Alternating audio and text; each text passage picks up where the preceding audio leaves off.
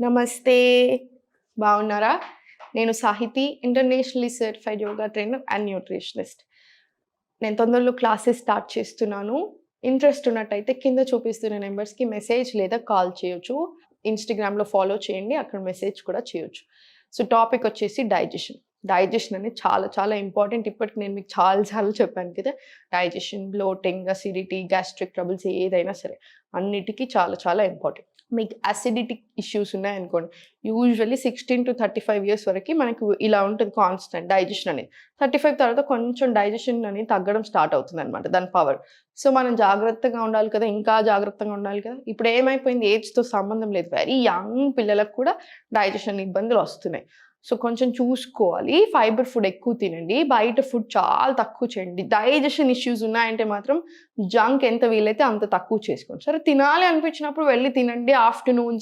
Afternoon ఏంటంటే కొంచెం తిన్నా అరుగుతుంది. మంచి డైజెషన్ కరెక్ట్‌గా ఉండే పీరియడ్ అనమాట.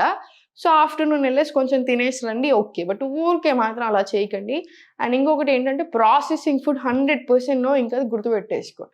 సో, మంచిగా తినండి. ఇంట్లోనే తినండి. అన్ని ఫ్రెష్ ఫుడ్ తీసుకోండి. డైజెషన్‌కి అన్నిటికంటే చాలా చాలా ఇంపార్టెంట్.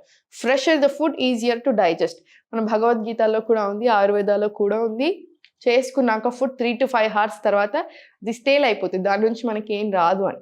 సో, స్టోర్ చేసుకొని పెట్టుకోవడాలు, ఫ్రిడ్జ్‌లో 1 వీక్ స్టోర్ చేసుకొని వీక్ అంతటికి నేను హెల్తీ తింటున్నాను అనుకుంటున్నారు. అలా ఉండదు. చెప్పాను కదా మళ్ళీ, fresher the food easier to digest. మనం ఏం తింటున్నామో అదే మన ఆలోచనలు. ఎప్పుడు గుర్తుపెట్టేసుకోండి.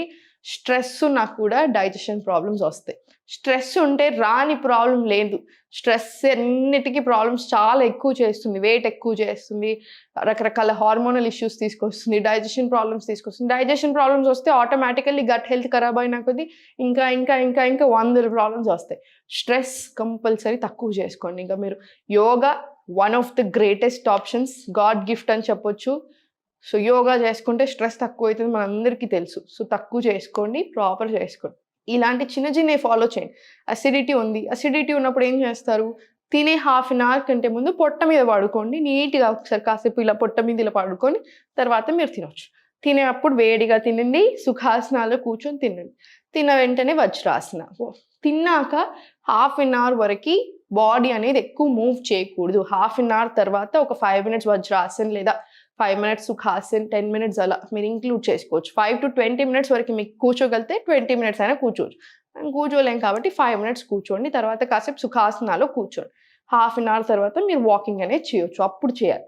నైట్ కూడా కాసేపు పడుకునే ముందు కొంచెం సేపు వాకింగ్ చేసినా ఓకే. డిన్నర్ కూడా అంతే. తొందర కంప్లీట్ అయ్యేలాగా చూడండి. పడుకునే ఒక 2 or 3 అవర్స్ ముందే కంప్లీట్ అయిపోవాలి. సేమ్ అది కూడా అంతే. కిచిడి అలాంటివి తీసుకోండి. ఎప్పుడు మీరు తింటున్నా సరే ఫ్రెష్ కావు ఘీ, అంటే మంచి కావు ఘీ ఉంటది కదా! ఆవు నెయ్యి ఏసుకోండి. కంపల్సరీ నీట్‌గా ఒక 2 టీ స్పూన్స్ ఏసుకోండి. ఈచ్ అండ్ ఎవ్రీ మీల్‌లో చాలా మంచిది డైజెషన్‌కి. సో, ఇలాంటివి చాలా ఉంటాయి. చిన్నవి ఆల్రెడీ నేను మీకు చాలా చెప్తున్నాను. ఫాలో చేయండి. మీరే నాకు చెప్తున్నారా? నాకు చాలా మెసేజెస్ వస్తున్నాయి. 10 ఇయర్స్ నుంచి గ్యాస్ టాబ్లెట్స్ వేసుకున్న వాళ్ళు కూడా నా వల్ల మానేశారు. ఈ టిప్స్ వల్ల చాలా చాలా వస్తున్నాయి. అందరికీ ఫస్ట్ థ్యాంక్ యూ. సెకండ్ వచ్చేసి ఇవన్నీ చాలా బాగా ఫాలో చేయండి. అన్నీ బాగా జరుగుతుంది. నేను కూడా మీకు చెప్తూనే ఉంటాను. ఇప్పుడు ఆసనాస్ చూపిస్తాను. చాలా మంచి రిలీఫ్ వచ్చే ఆసనాస్ అనమాట ఇవన్నీ. ఇంకా ఎప్పుడైనా సరే సుఖాసన కూడా డైజెషన్‌కి చాలా మంచిది. ఎందుకు? నేను మీకు ఒకసారి చెప్పాను కదా! సర్క్యులేషన్ అనేది అబ్డామినల్ రీజియన్ సైడ్ జరుగుతుంది కాబట్టి మనకి డైజెషన్‌కి చాలా మంచిది. సో, స్ట్రెయిట్ ఇలా కూర్చొని స్పైన్ అనేది స్ట్రెయిట్ పెడితేనే ఎనర్జీ పాస్ అవుతది. సో, స్పైన్ స్ట్రెయిట్ పెట్టుకొని ఒక deep breath. Exhale. Body spine మొత్తం స్ట్రెయిట్ పెట్టుకొని స్లోలీ ఇలా కిందికి బెండ్ తీసుకో.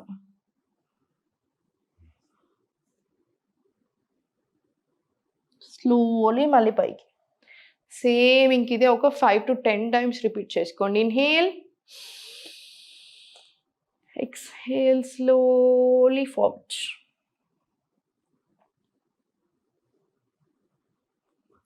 స్లోలీ మళ్ళీ పైకి. ఎన్నిసార్లు తీసుకుంటారు? ఇది కూడా 5-10 టైమ్స్ తీసుకోండి, మంచిది. స్లోలీ 2 కాళ్ళు స్ట్రెయిట్ చేసుకొని ఒక పిడికిల్లాగా పెట్టేసుకొని ఇలా 1, 2, 3 పొట్ట మీద నీట్‌గా ప్రెషర్ పడనివ్వండి. 4, 5, 6, 7, 8 ఇలా 9, 10. ఇంకొక 10 టైమ్స్ తీసుకోండి. 11, 20 టైమ్స్ మినిమం తీసుకోండి, చాలా మంచిది ఇది. సో స్లోగా రైట్ లెగ్ ఇక్కడ పెట్టేసుకొని లెఫ్ట్ ఇలా తీసుకొని ఇక్కడ నుంచి పట్టుకొని స్పైనల్ ట్విస్ట్ తీసుకొని స్లోలీ బ్యాక్. మళ్ళీ ఒకసారి inhale forward, exhale slowly back, slowly మళ్ళీ సెంటర్.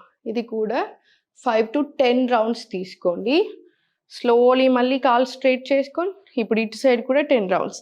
ఇటు సైడ్ లెగ్ తీసుకొని ఇది కింద పెట్టేసుకొని ఇక్కడ నుంచి ఇది ఫోల్డ్ తీసుకొని బ్యాక్. ఇన్హేల్, ఎక్స్హేల్ వెనకాలి,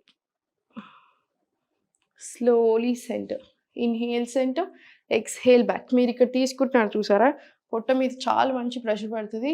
సో చాలా చాలా మంచిది అది కూడా డైజెషన్కి. సో ప్రాపర్ తీసుకోండి. స్లోలీ ఇక్కడ నుంచి భుజంగాసన వచ్చేసింది. ఫుల్ భుజంగా ఒక 5 రౌండ్స్, ఈ భుజంగాసన ఒక 5 రౌండ్స్ తీసుకోండి. నెక్ డౌన్, ఇన్హేల్, ఎక్స్హేల్ పైకి,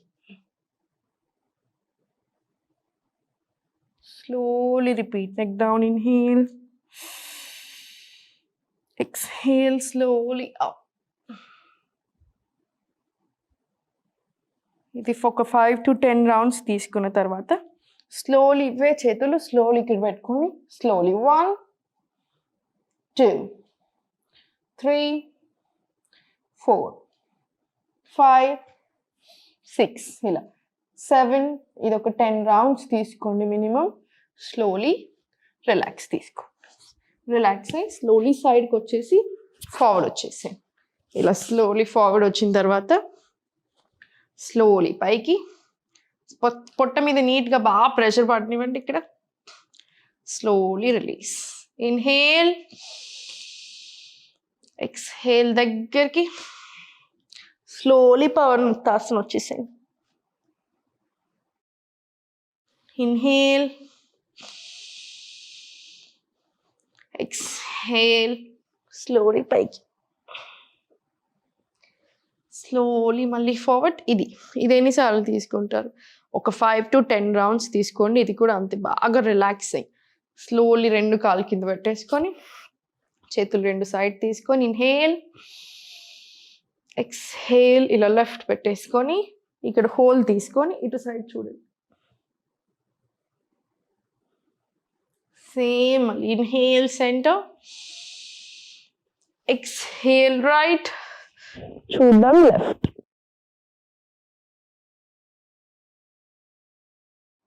స్లోలీ మళ్ళీ సెంటర్. ఇది కూడా ఇటు సైడ్ ఒక 5 రౌండ్స్, ఇటు సైడ్ 5 రౌండ్స్, ఇటు సైడ్ 5 రౌండ్స్ కంపల్సరీ తీసుకోండి. ఇప్పుడు కొంచెం టఫ్ చేయగలిగితే చేయండి, లేకపోతే కొంచెం ప్రాక్టీస్ అయినా కొద్ది ఫ్లెక్సిబిలిటీ ఇంక్రీజ్ అయినా కొద్ది కూడా చేయొచ్చు. 2 చేతులు పైన పెట్టుకోండి. ఇది వెయిట్ లాస్కి కూడా చాలా మంచిది. Inhale, exhale forward. ఇక్కడ బాగా ప్రెషర్ పడుతుంది. Inhale up, exhale forward. కాసేపు ఉండండి, ఒక 5 సెకండ్స్. మళ్ళీ బ్యాక్ ఇన్హేల్, ఎక్స్హేల్ ఇలా ఫార్వర్డ్. ఇది కూడా అంతే 15 to 20 రౌండ్స్ తీసుకోగలిగితే ఇది చాలా చాలా మంచిది. మీకు తీసుకోలేకున్నా సరే స్లోగా స్టార్ట్ చేయండి, స్లోగా ట్రై చేయండి, ఆటోమేటికలీ వస్తుంది.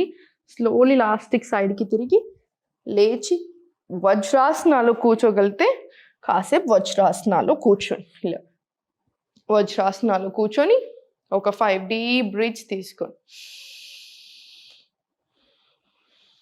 ఇలా ఇది ఒక 5 to 10 డీప్ బ్రీత్స్ కంపల్సరీ తీసుకోండి. ఇంకా కొన్ని టిప్స్ ఏంటంటే, మీరు నైట్ పడుకునే ముందే వామ్ వాటర్ తీసుకెళ్ళి రాగి కాపర్ జగ్ ఉంటుంది కదా, దాంట్లో స్టోర్ చేసుకొని మార్నింగ్ లేసాక స్లోగా సిప్ బై సిప్ తాగేసేయచ్చు. తర్వాత తాగాక ఒక 15-20 మినిట్స్కి బవల్ మూమెంట్స్ వచ్చాయనుకోండి, మోషన్ వెళ్ళి లేదు ఇంకా రాలేదు అనుకుంటే ఈ ఆసనాస్ అన్నీ చేసుకొని తర్వాత ఒక మైల్డ్ వాకింగ్ తీసుకొని తర్వాత వస్తే అప్పుడు కానిచ్చేసే. అంజూరాలు ఉంటాయి కదా మనకి, అంజూరాలు నైట్ నానబెట్టుకొని మార్నింగ్ లేసాక కూడా స్లోగా తింటే అది కూడా చాలా మంచిది. ఇలాంటివి నేను మీకు ఆల్రెడీ చాలా చెప్పాను. పాటిస్తూ ఉండండి, అన్నీ పాటించండి, 100% రిజల్ట్ ఉంటుంది. ఒకే రోజు ఎక్స్పెక్ట్ చేయకండి. ఈరోజు ఇప్పుడు ట్యాబ్లెట్ వేసుకుంటే 1 అవర్లో హెడేక్ తగ్గుతుంది కదా, అలా అనుకోవద్దు. మళ్ళీ రాకుండా ఉంటుంది మనకి, అది చాలా చాలా ఇంపార్టెంట్. సో టైం పడుతుంది, కన్సిస్టెంట్ ఉండండి, అన్నీ బాగా జరుగుతాయి. ఎప్పుడు నవ్వుతూ ఉండండి.